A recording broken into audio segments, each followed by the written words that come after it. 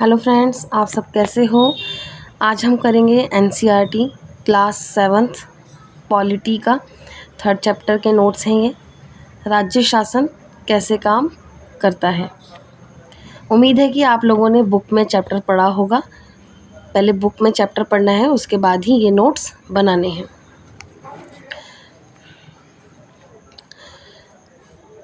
राज्य अर्थात प्रदेश स्तर की सरकार को राज्य सरकार कहते हैं।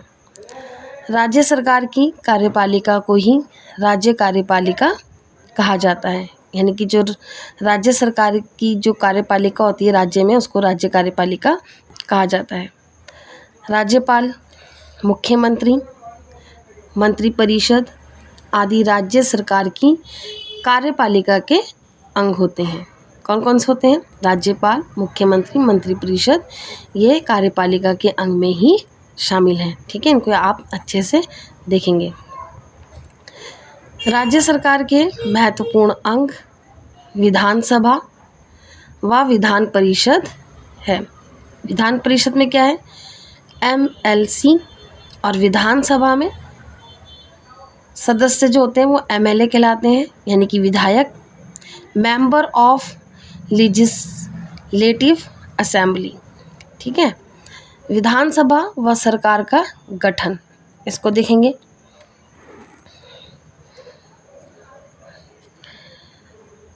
भारत के हर एक राज्य में एक विधानसभा है तथा हर राज्य कई निर्वाचन क्षेत्रों में बटा हुआ है। यानी कि भारत के हर एक राज्य में एक विधानसभा है। ठीक है, और हर राज्य जो है वो कई निर्वाचन क्षेत्रों में बटा हुआ है। सेकंड पॉइंट है इसका, हर निर्वाचन क्षेत्र से जनता एक प्रतिनिधि चुनती है। यानी कि जो निर्वाचन क्षेत्र होते हैं राज्य के, ठीक है, वहाँ से जनता एक प्रतिनिधि चुनती है जो विधानसभा का सदस्य यानी विधायक यानी कि एमएलए बन जाता है। एमएलए का चुनाव जनता द्वारा किया जाता है, फिर वह विधानसभा के सदस्य बन जाते हैं।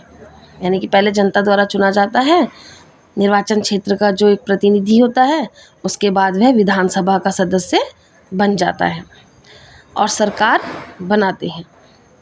विधायक अलग अलग राजनीतिक दलों के होते हैं। राजनीतिक दल के विधायक आधे से अधिक निर्वाचन क्षेत्र में जीत जाते हैं। राज्य में उस दल को बहुमत माना जाता है। बहुमत प्राप्त दल सत्ता पक्ष होता है और जो बाकी होते हैं वो विरोधी पक्ष कहलाते हैं। यहाँ पे आप ये अच्छे से नोट करेंगे। नेक्स्ट है, कई बार सत्ताधारी दल किसी एक पार्टी का ना होकर कई पार्टियों से मिलकर बनता है। इसे गठबंधन की सरकार कहते हैं। ठीक है, याद रखेंगे आपने देखा होगा बिहार में भी कई बार इस तरह से गठबंधन की सरकार बनी है। ठीक है, विधानसभा की सीट निश्चित नहीं होती। यूपी सबसे ज़्यादा जनसंख्या वाला जो है राज्य है और सबसे ज़्यादा विधानसभा की सीट यहीं पर होती है, लोकसभा और राज्यसभा। ठीक है, याद रखेंगे आप। विधानसभा में ज़्यादा से ज़्यादा 500 व कम से कम 60 सदस्य हो सकते हैं। विधानसभा का कार्यकाल 5 वर्ष का होता है। राज्यपाल की सिफारिश कार्यकाल के पहले भी निर्धारित होती है। याद रखेंगे आप अच्छे से, ये इम्पॉर्टेंट है। विधानसभा के अध्यक्ष को स्पीकर कहते हैं। ठीक है, स्पीकर मतलब विधानसभा की बैठक का जो सभापति होता है वह करता है और उसको स्पीकर कहते हैं। जब अनुपस्थित होता है तो उपाध्यक्ष करता है। ठीक है,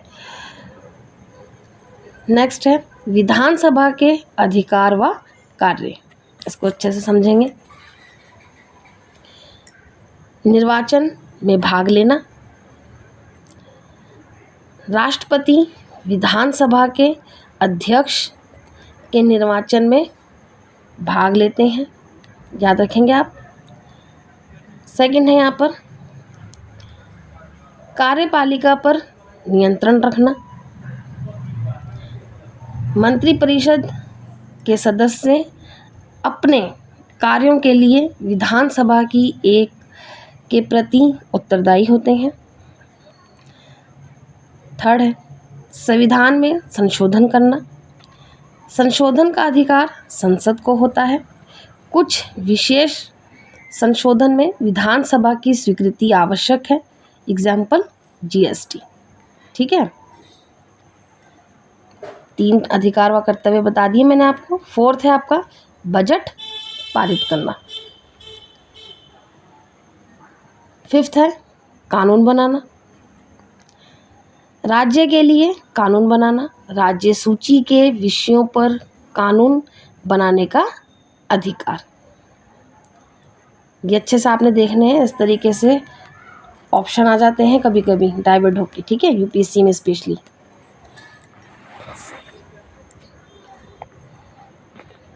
और जो बाकी आपके और एग्ज़ाम होते हैं वहाँ पे तो ऑब्जेक्टिव टाइप आते हैं, तो वहाँ पे शॉर्ट में ही दिया होता है।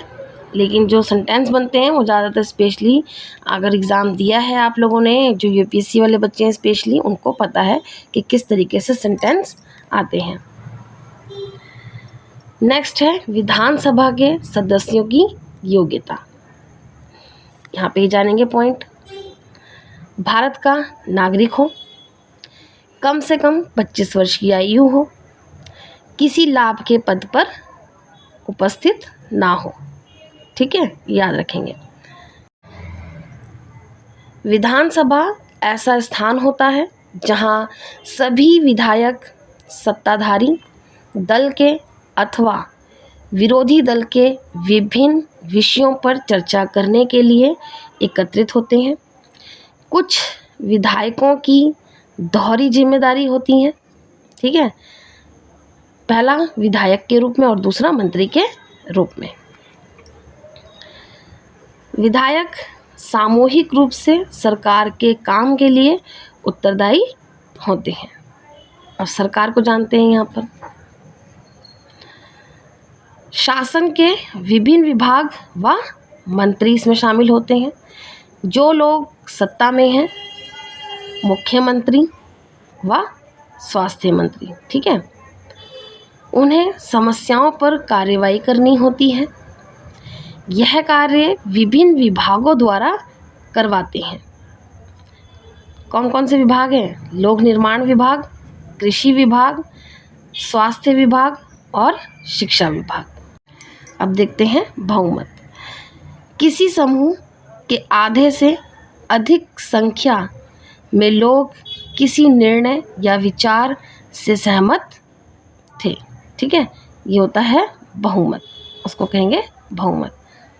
यहाँ पे आप लोगों का क्लास 7th का जो 3rd चैप्टर है पॉलिटी का, एनसीईआरटी का, वो फिनिश होता है।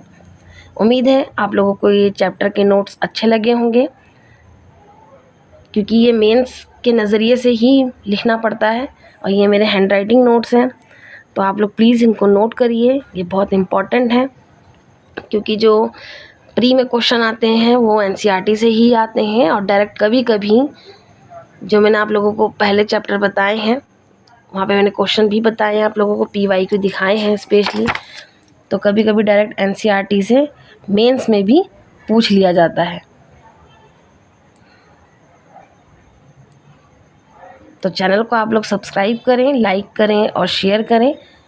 जहाँ भी कोई प्रॉब्लम हो, कोई भी अन्य विषय पर आपने बात करनी है तो आप लोग मुझे मैसेज कर सकते हैं। तब तक के लिए आप सबको मेरा बाय बाय।